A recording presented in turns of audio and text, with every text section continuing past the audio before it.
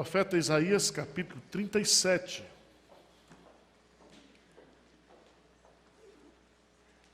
Versos de 8 a 20.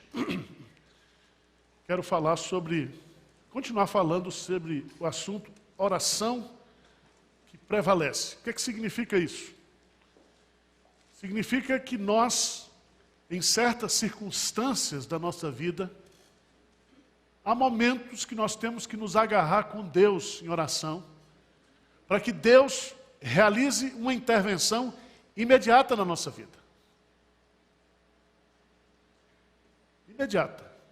É o caso, nós temos vários exemplos na Bíblia, e colocamos aqui 2 hoje pela manhã, mas temos, eu diria, centenas de exemplos na Bíblia, onde pessoas que chegaram diante de Deus e disseram: Senhor, ou o Senhor me socorre, ou eu estou perdido. Né? E é tão interessante o caso de Jacó, no vale de Jaboque. Ele precisava reconciliar com Esaú, seu irmão. Deus estava abençoando a sua vida, mas ele precisava de uma transformação. Ele precisava de uma mudança. Ele se agarra com Deus durante uma noite e luta com Deus, de tal maneira que ele prevalece. E Deus diz para ele assim: me larga que eu preciso ir embora. E ele diz: eu não te largarei enquanto o Senhor não me abençoar. E Deus o abençoou. E está lá, o seu nome foi mudado, ele foi transformado. E diz o texto: porque prevalecesse contra o Senhor.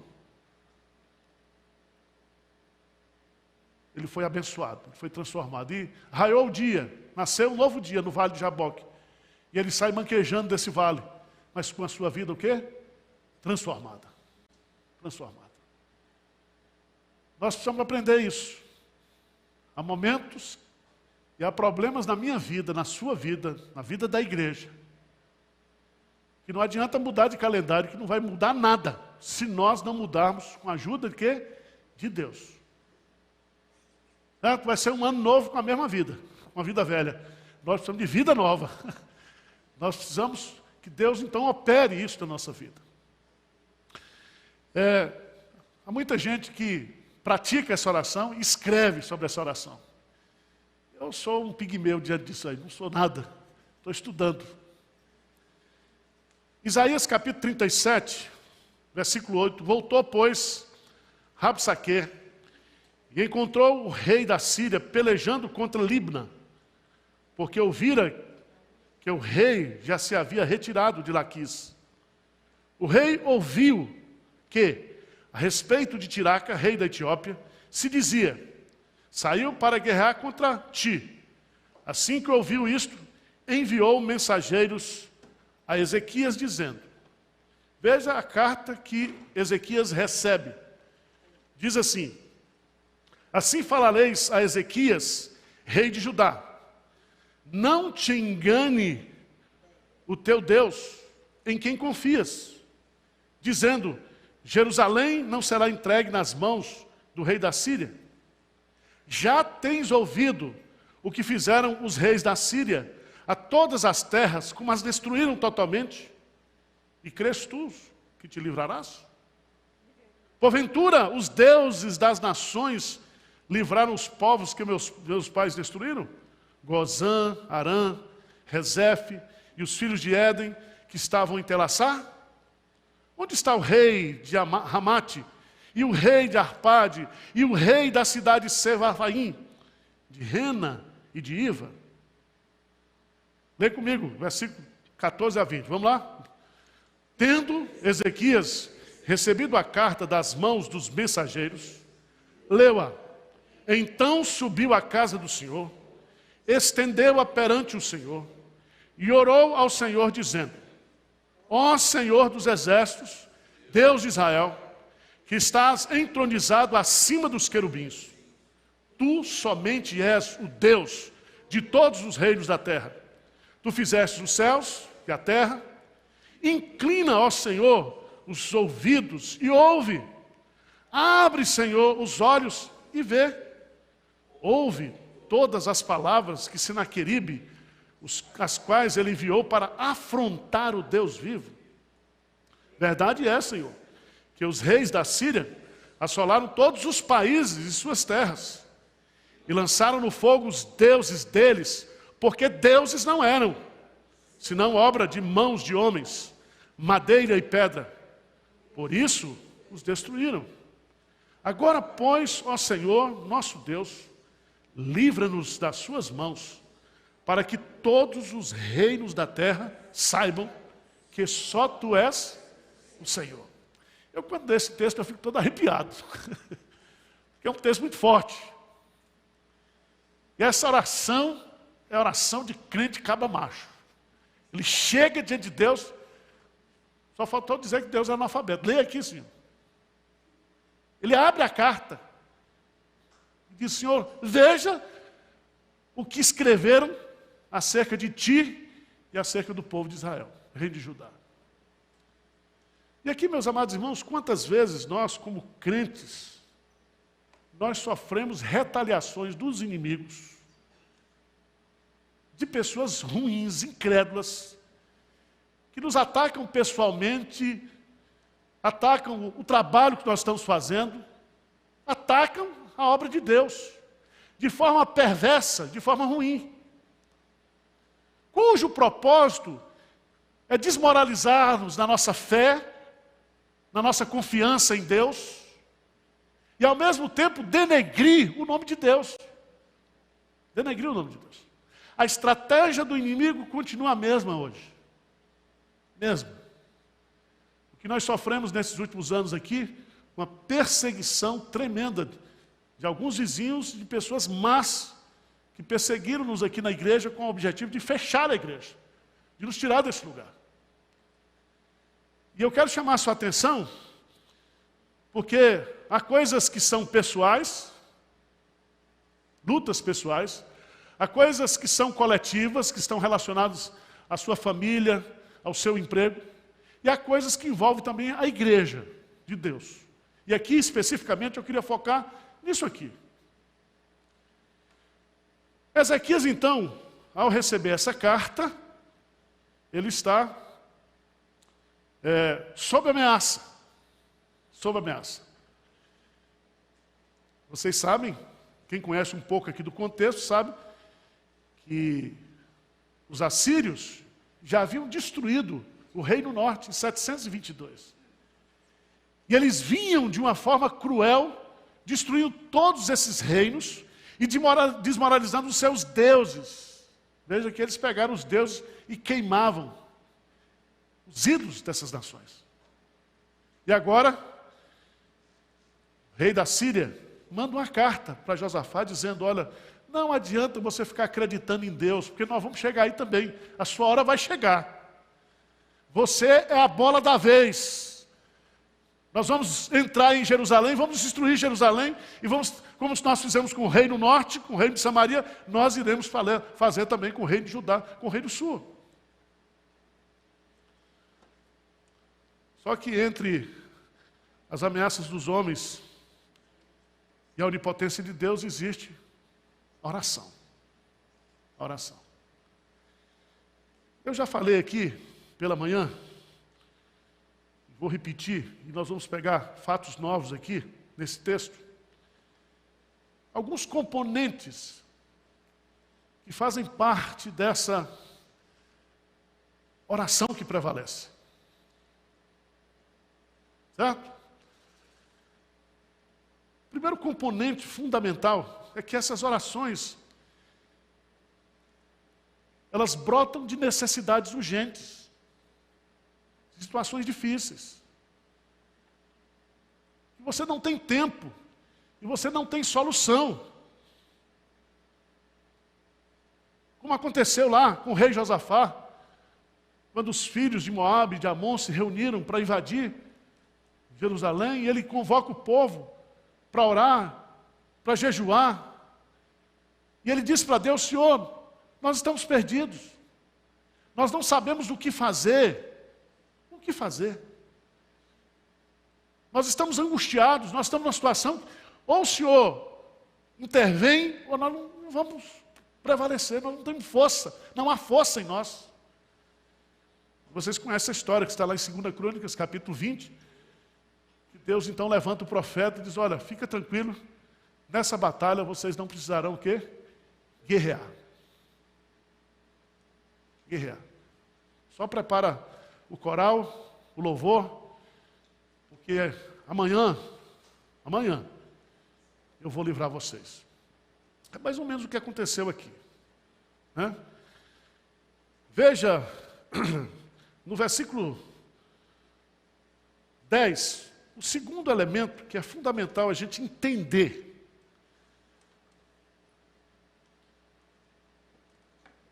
A oração que prevalece, ela brota de uma necessidade, ela nasce num contexto de necessidade. Mas é nesse momento que nós temos que expressar a nossa fé e a nossa confiança em Deus. Veja, no versículo 10, por favor, veja aí no versículo 10. O que é que diz o versículo 10 do capítulo 37? Assim falareis a Ezequias, rei, não, lê para mim, gente, forte, não te engane o teu Deus, em quem confias, dizendo, Jerusalém não será entregue nas mãos do rei da... Veja que ele está tratando Deus como enganador. Mas não somente isso, ele está atacando justamente a confiança, a fé. Irmãos, abra sua Bíblia lá em Lucas capítulo 22, por favor. Lucas capítulo 22.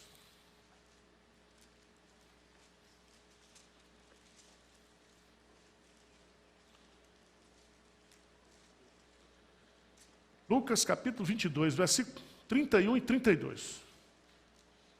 Vamos ler juntos? Lucas 22, 31 e 32. Jesus disse para Simão, Simão, Simão, eis que Satanás vos reclamou para vos peneirar como trigo. Eu, porém, roguei por ti, para que a tua fé não... Pois tu, quando te converteres, fortalece a teus irmãos. Qual era o foco de Satanás? Destruir a fé que Pedro tinha em Jesus.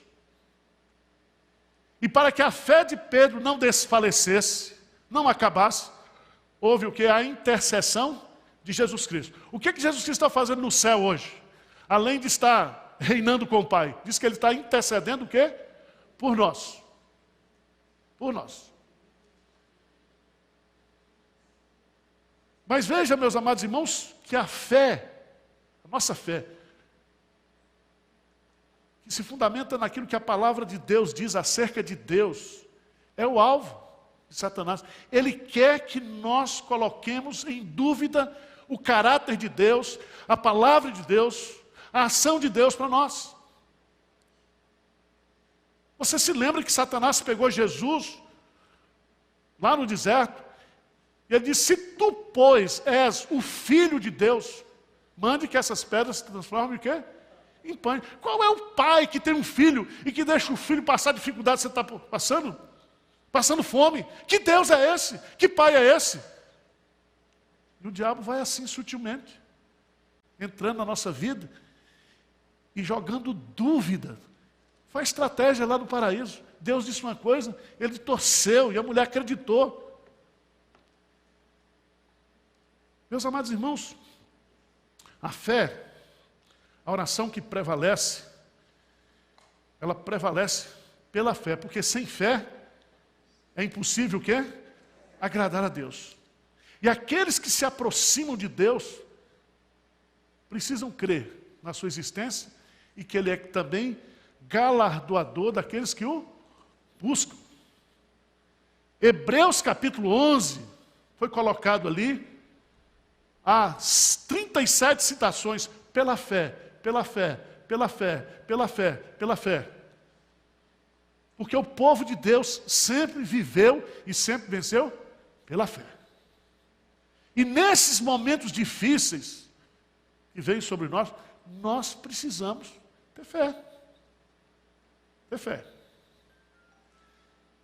Mas o que eu acho interessante, meus amados irmãos, além da necessidade, além da fé, e se você descobrir aqui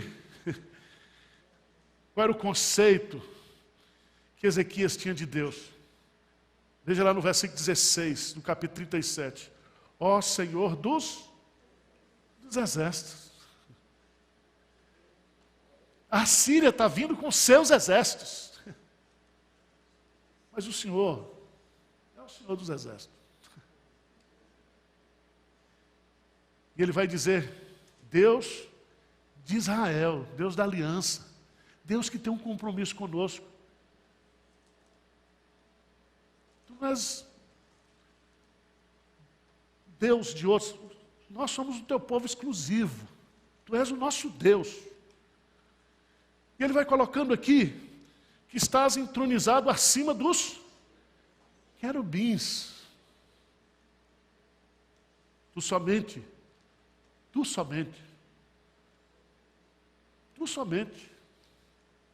és o Deus de todos os reinos da terra.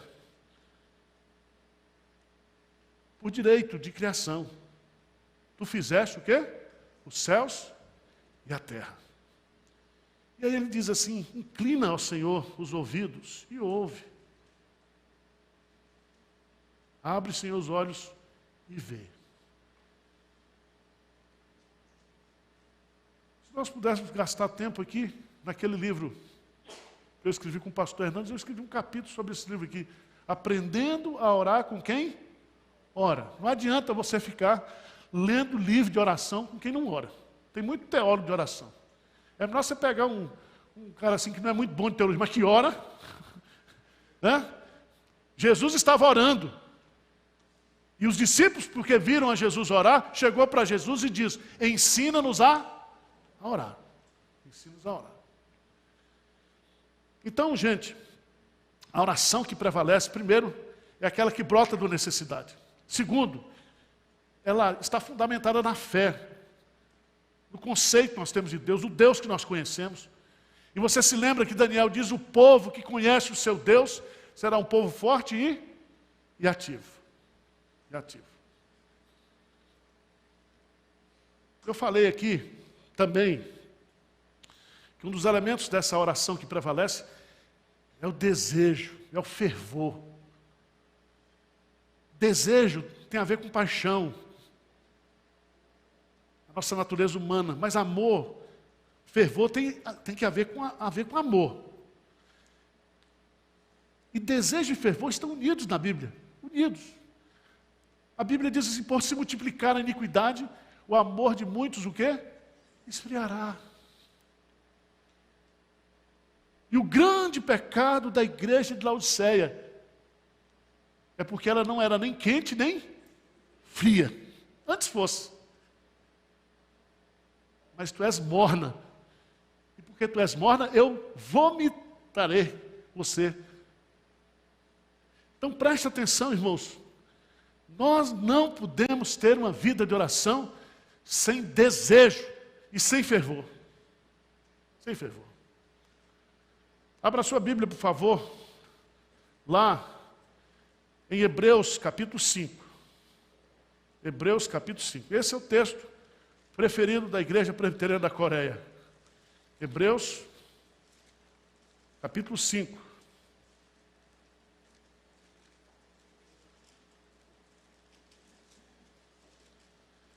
Versículo 7. Ele, Jesus, nos dias da sua carne. Que dias da sua carne? Durante a sua encarnação, durante a sua humanidade aqui na terra. Jesus orava, não orava? Mas esse texto aqui vai acrescentar. O que é que diz aí? Hein? Tendo oferecido, com forte clamor e orações e súplicas a quem o podia livrar da morte, e tendo sido ouvido por causa da sua piedade. Ele aprendeu a obediência, embora sendo filho, pelas coisas que ele o quê? Sofreu. O fato de você ser filho, ou de Jesus ser o filho, isso não impede que ele passe por sofrimento. E nós, no sofrimento, nas lutas, a única saída que nós temos, conforme o próprio Jesus usou aqui, é oferecer a Deus forte o quê? clamor e lágrimas. Eu estava estudando nos Salmos os sinônimos que nós temos para essa questão da oração, né? Da oração. E orar para o salmista é clamar. Mas é clamar com desejo. Ele diz: a minha alma tem sede do Deus vivo. Davi usa uma expressão que é muito dele, que é derramar perante ele o meu coração, derramar o meu coração. Clamar, é abrir o coração. E meus amados irmãos, não tem jeito. Quando você está passando por uma situação difícil, não chega diante de Deus, né? Oferecendo bombom para Deus, não. Chega lá e dizendo: Senhor, até quando? Davi fez essa pergunta: até quando? Até quando? Até quando isso vai durar? Jesus vai nos ensinar um outro elemento muito importante no seu ensino, na sua prática de oração. Lucas capítulo 11.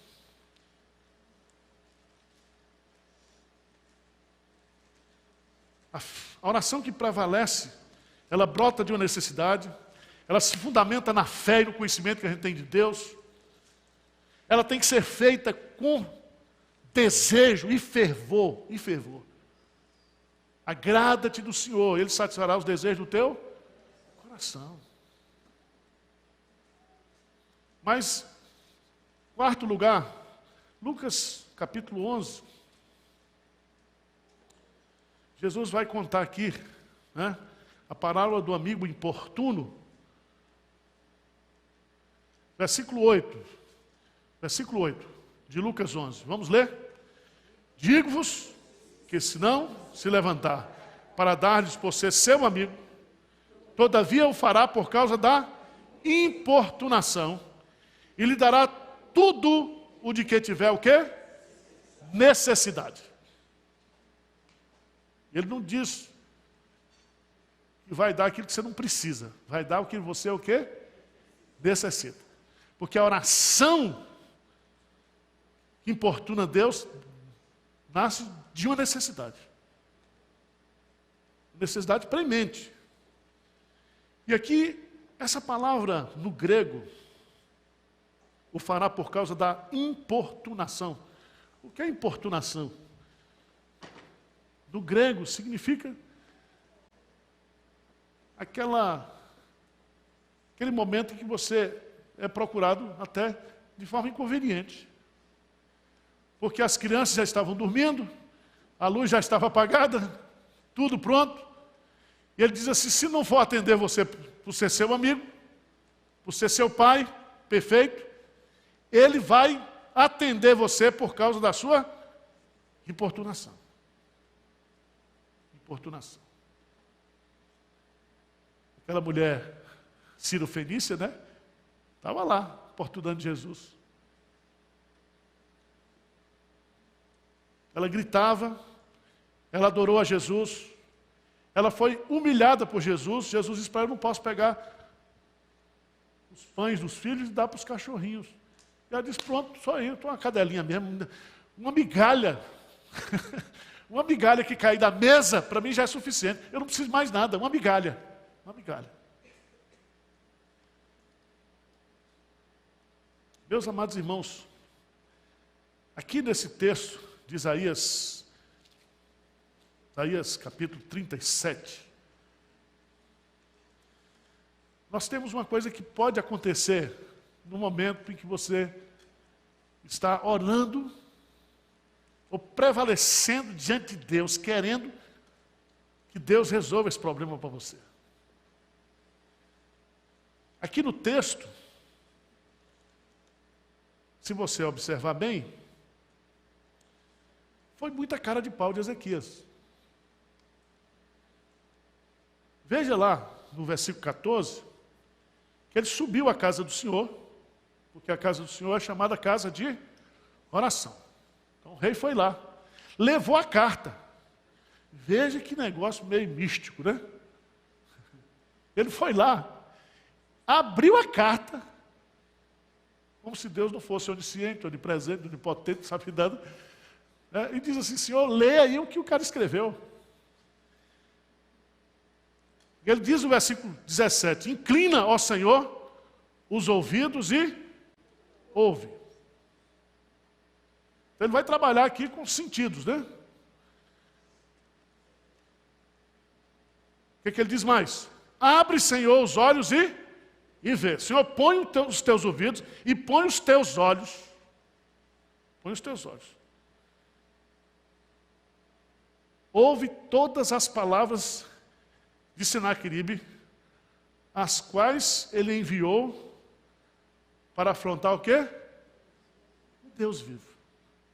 Porque Senaqueribe, ele achava que ele era o Deus. E que ninguém poderia resistir aos seus exércitos. Mas o que eu acho interessante, meus amados irmãos, é que aqui a linguagem que nós encontramos aqui é que ele vai fazer um arrazoado diante de Deus. Ele vai, na sua oração, cheia de desejo, cheia de ousadia, mas ele vai argumentar com Deus. Ele vai dizer: Senhor, o negócio aqui não é comigo, Ezequias não é nada. O que ele está querendo atingir é o nome do Senhor. O que está em jogo aqui não é Ezequias, não é Isaías, mas o que está em jogo aqui é o nome do Deus vivo e verdadeiro. Sabe por quê, irmãos? Quando você estiver na obra de Deus, fazendo a obra de Deus, do jeito que Deus manda, você pode ter certeza que Deus está com você e que Ele vai defender você. Jesus diz para Saulo: Saulo, Saulo, por que você me persegue? Porque perseguir os meus discípulos é perseguir a mim, perseguir a igreja. Irmãos, presta atenção, não sei como tem gente que, inclusive crente, que tenta prejudicar a igreja, que tenta prejudicar a obra de Deus, que tenta prejudicar o trabalho de Deus.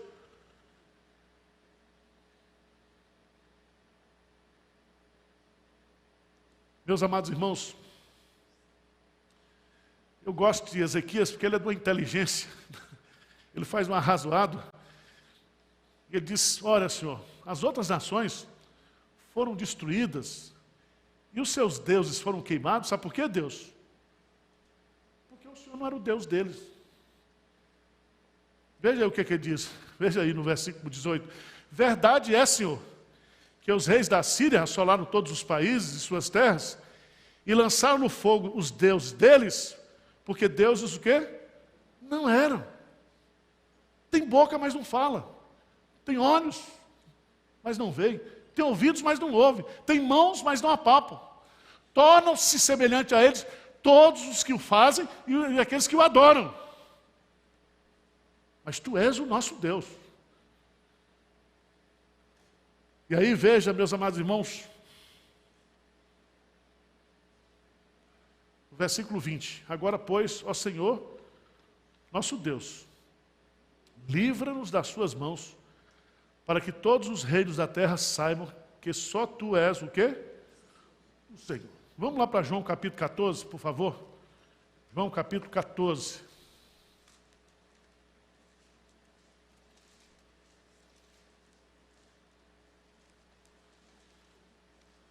Versículo 12 a 14 diz assim: em verdade vos digo, que aquele que crê em mim fará também as obras que eu faço, e outras maiores fará, porque eu vou para junto do Pai. Leia o versículo 13. E tudo quanto pedirdes em meu nome, isso farei, a fim de que o Pai... Presta atenção, por que Jesus Cristo, Ele intercede por nós, Ele ouve as nossas ações, Ele responde às nossas orações? Qual é o propósito final? Para que o Pai seja o quê? Glorificado. Glorificado. E é isso que Ezequias está argumentando. Destruir Israel, destruir, não tem problema. O que está em jogo aqui é a tua honra, é o teu louvor. O Senhor precisa mostrar para eles que só o Senhor é Senhor, só tu és Deus.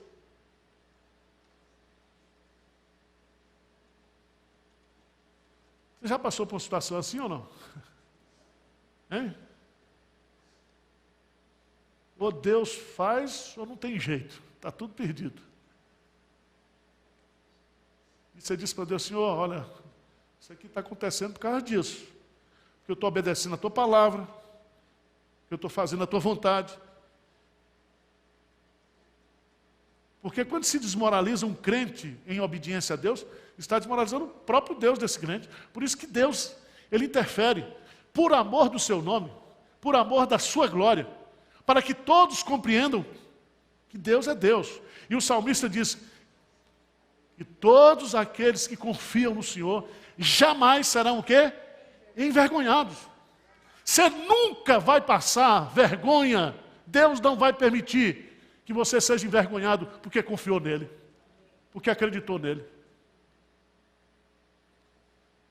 E aí, meus amados irmãos, graças a Deus, o profeta Isaías estava lá, filho de Amós, mandou dizer a Ezequias, é um dos textos mais lindos, não dá para a gente ler aqui. Versículo 22, esta é a palavra que o Senhor falou a respeito dele. Dele quem? Senaqueribe. Diz assim, a virgem, filha de Sião, te despreza e zomba de ti. A filha de Jerusalém meneia a cabeça por detrás de ti. A quem afrontastes? E de quem blasfemaste? E contra quem alçastes a voz e arrogantemente erguestes os olhos? E o profeta responde, contra o santo de Israel.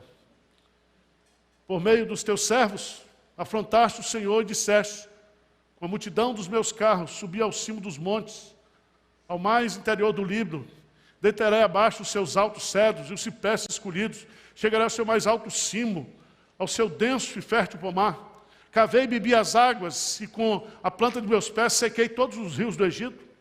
Acaso não ouviste que já muito dispus eu essas coisas, já desde os dias remotos o tinha planejado? Agora, porém, as faço executar, e eu quis que tu reduziste a montões de ruínas, as cidades, o quê? Fortificadas. Presta atenção, Senaqueribe, não é você que está fazendo, é eu que estou fazendo através de você. Você simplesmente é um instrumento nas minhas mãos para fazer juízo a essas nações. Baixa a tua bola, filho.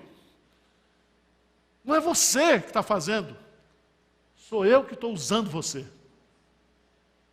E aí, que coisa linda, ele vai continuando.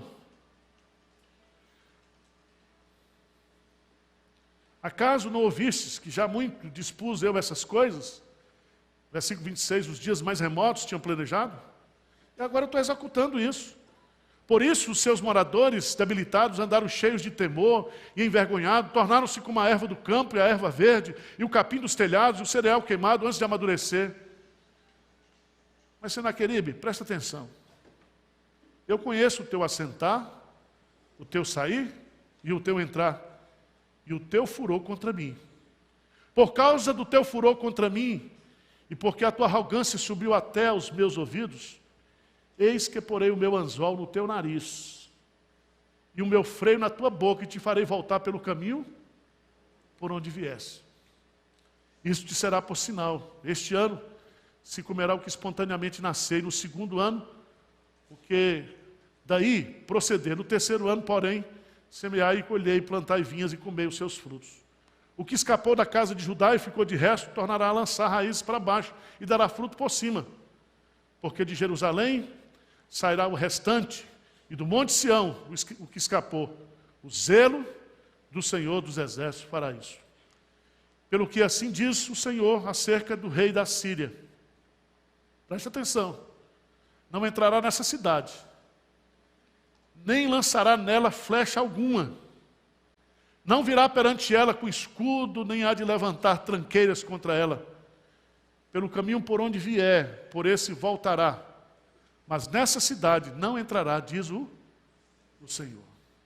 Porque eu defenderei essa cidade para a livrar.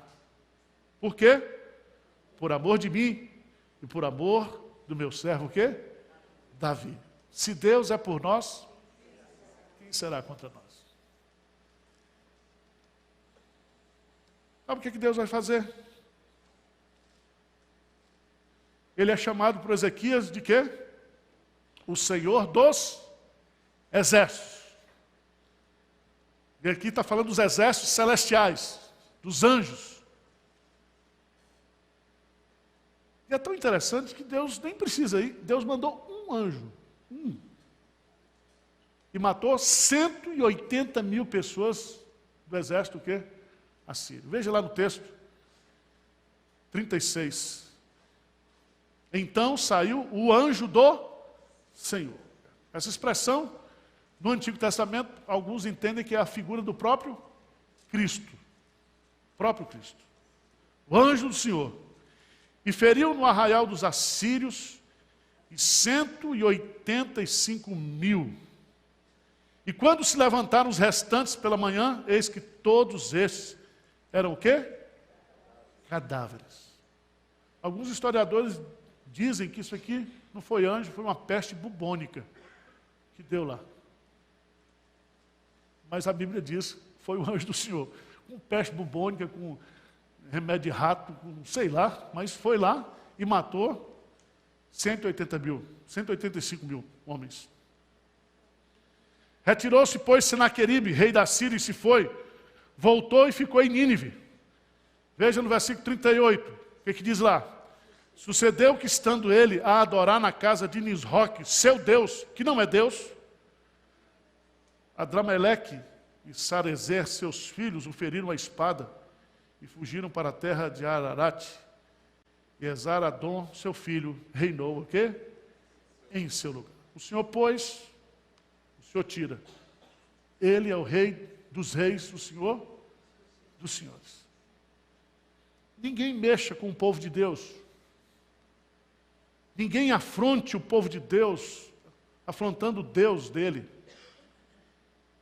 Porque neste momento, Deus entra em ação. Amém?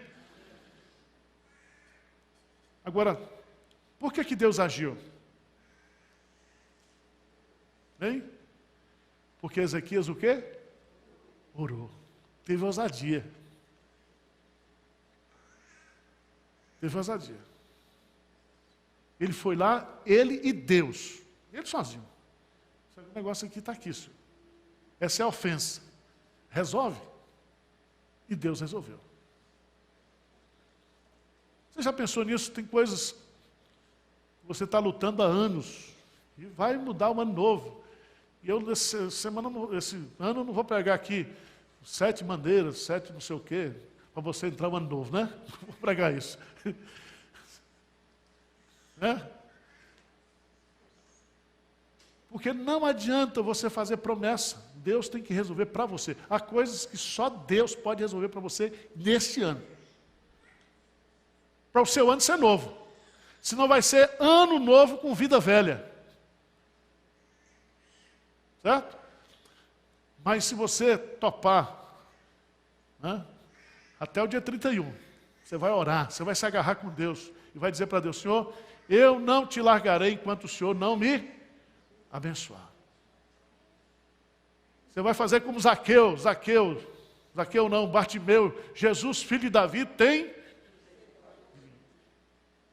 Jesus vai parar e vai chamar e vai dizer: que queres que eu te faça? E ele diz: eu quero voltar o quê? A ver. E foi naquele momento mesmo. A tua fé te salvou. Vamos orar agora? Vamos ajoelhar na presença de Deus. Talvez você esteja aí com uma causa impossível. Talvez você esteja vivendo uma perseguição, vivendo uma luta, um problema sério da sua vida. Você já foi para o psicólogo, já consultou não sei quem, já leu o livro tal, já decretou vitória, mas não aconteceu nada. Talvez você já está orando há anos. Senhor, até quando? Mas Deus pode nesse final aí, de ano novo, ordenar a sua vitória, a sua bênção na sua vida.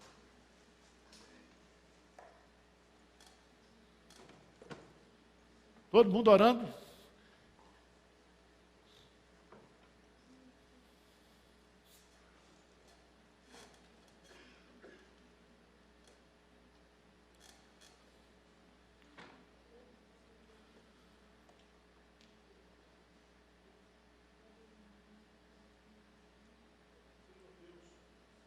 Senhor Deus, nós estamos diante de Ti, Senhor. E nós queremos clamar do mais profundo do nosso coração, com todo o desejo da nossa alma, com todo o fervor da nossa alma. Que o Senhor tenha misericórdia de nós, Senhor. O Senhor tenha misericórdia da igreja de Pinheiros. Há pecados escondidos, há pecados que entristecem o teu coração. Santifica a tua igreja, limpa a tua igreja. Mas limpa, Deus, quebrantando, trazendo arrependimento, mudança de vida, mudança de atitude, Pai. Sopra sobre nós um avivamento, um quebrantamento espiritual. Precisamos, ó Deus, ter sede no nosso coração, sede espiritual do Deus vivo e verdadeiro. Pai, Tu conheces aqui as lutas que cada pessoa enfrenta, que cada família tem enfrentado. Ó Deus, muitas vezes Satanás tem prevalecido. Muitas vezes o homem tem prevalecido. Muitas vezes, ó Deus, a nossa vontade tem prevalecido. Mas em nome de Jesus, quebra todas essas correntes pecaminosas, maldosas. Liberta-nos deste final de ano, Senhor. Venha trazer um ano novo, de fato, com vida nova, com compromisso de vida, com oração, com santidade, com dependência, com graça, Senhor. Olha para nós aqui, Senhor. O que está em jogo aqui, Senhor, é o Teu nome, por amor do Teu nome, por amor da Tua glória, por amor, ó Deus, à Tua reputação. Exerce justiça, graça e misericórdia sobre nós, Pai.